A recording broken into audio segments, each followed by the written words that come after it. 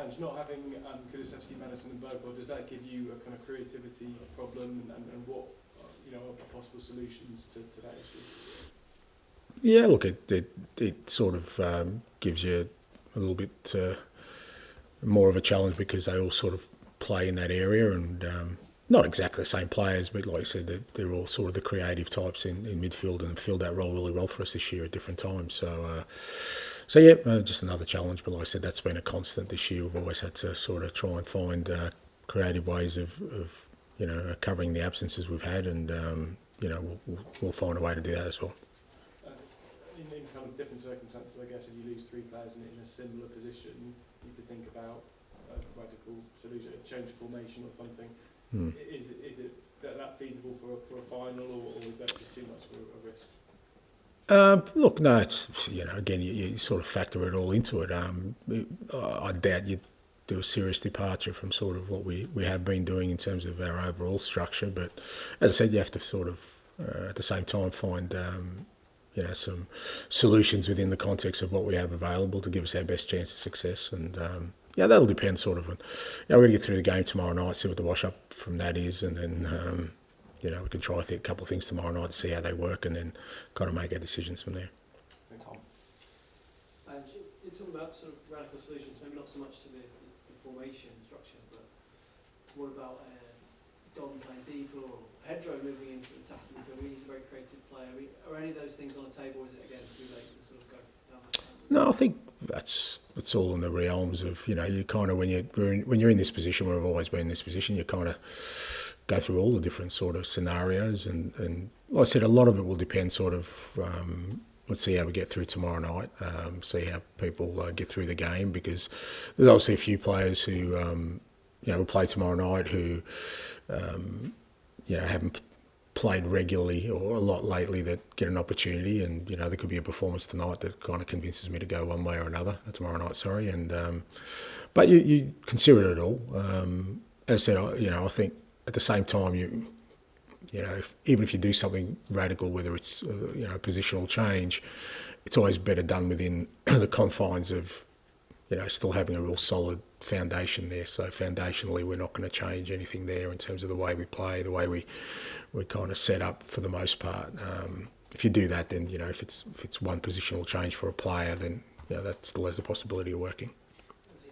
Talked about what you expect from Sonny tomorrow night. Despite not having creative midfielders at the moment, on the left-hand side, you've actually got quite a lot of options if he's back fit with Richie and Matisse as well. But I wonder, with Son's ability to sort of unlock defences with his technical ability, his passing, given what you're facing at the moment in the middle, does that sort of make his involvement even more important? Again, absolutely fantastic to have him available, and like I said, he's he's got the experience, but B, like I said, he does have that creative ability, so that's the first thing. But again, game tomorrow night, need to get him some match minutes, need to see how he is. I've never sort of tried to kind of look too far into the future in terms of what we might do, but if nothing else, this year's taught me that our planning at the moment is pretty much a day-to-day proposition. Let's get through training today, and everyone gets through, and then let's get through the game tomorrow, and then post-game tomorrow we can start looking at those kind of things. And just finally, on Sonny, there's some reports back in Korea that he's had this incident in his personal life with going to the police, potentially over someone. The whole story, I don't know if you're aware of it. I'm going to detail. Is there anything you can... No.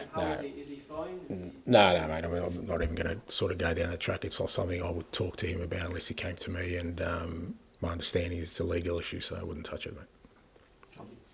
Andrew, can I take you back to the balancing act, really, just about tomorrow night? I guess sharpness must come into it a bit, or kind of just worrying because of the injuriness. Look, in a normal world, John, you're going to use tomorrow night as sharpening up, but we're not living in a normal world. That's the reality of our sort of existence at the moment, where we can't afford to lose another player to an injury.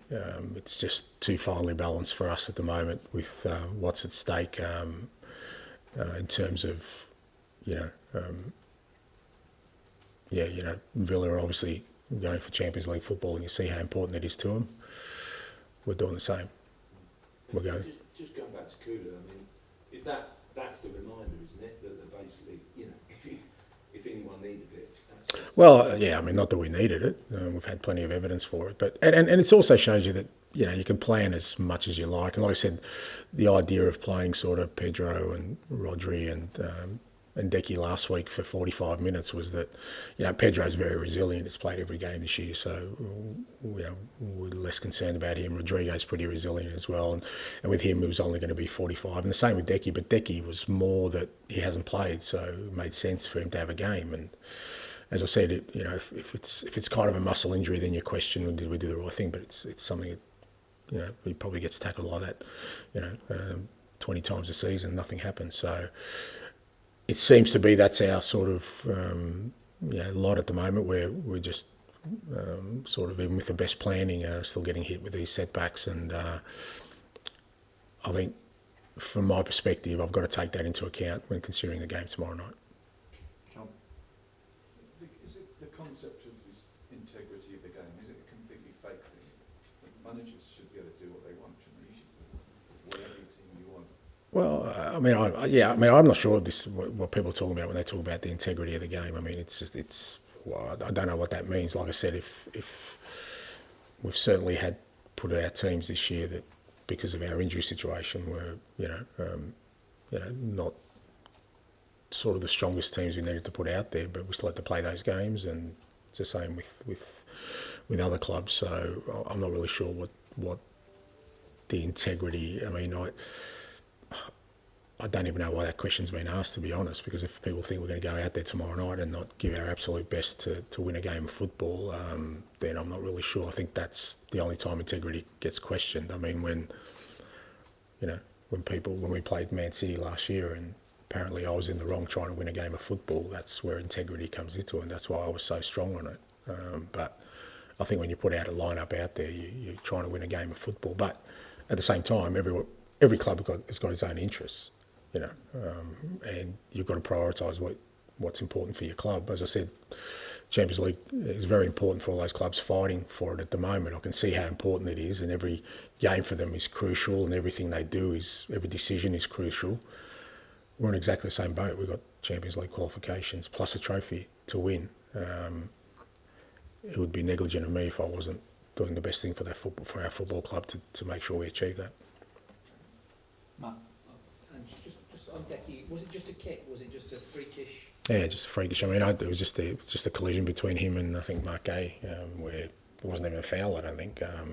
But it looked like his knee hit sort of Mark's hip bone, and it's just, we've had a look at the vision, and it's just one of those inadvertent things, and it's just bad luck. On other things, you're going to tell me. Don't tell me what I'm going to tell you, mate. Or else there's no point in me being here. Just do it yourself. Write your piece and we're away. How do the next 5 or 6 days pan out? Beyond Villa, can you get a rest in? Do you keep training? When do you go to Spain? Yeah, we've kind of mapped it out. But as I said, it's a bit of a day-to-day proposition. A lot will depend on sort of what I decide about tomorrow night and who plays and who doesn't, and then sort of making sure that the guys who don't, who potentially will be involved on Wednesday, we get some good training into them, because I think that's important. But our program at the moment is, all things being equal, we obviously do the Villa game tomorrow night. We won't get back till late. Saturday will be sort of rest day for the players. We'll train Sunday. Sunday will be a good session for us, and then train here Monday morning and then fly out to Bilbao Monday afternoon. Get to Bilbao and then sort of have a run on the pitch the night before in Bilbao, and then sort of the game Wednesday. But in your experience, is this a sort of time for great rallying speeches and oratory, or a chance to do something different, or is it important to... Look, I think it's just, again, my experience with these things, you just got to sort of, you got to read the moment. I think, again, it's very hard to sort of pre-plan these things, because it just there may be a catalyst for something, that happens that changes that, whatever the need it is for the players. My role in that is just that as I said, take it a day by day proposition and try and sort of read what the players really need. It's about them, and we'll certainly, once the Villa game's done and we sort of do our reviews, that then our focus turns to sort of the main game, and every day will be important in terms of preparing the players for that and what that needs and what that looks like. Intuitively, I usually kind of just go with my gut.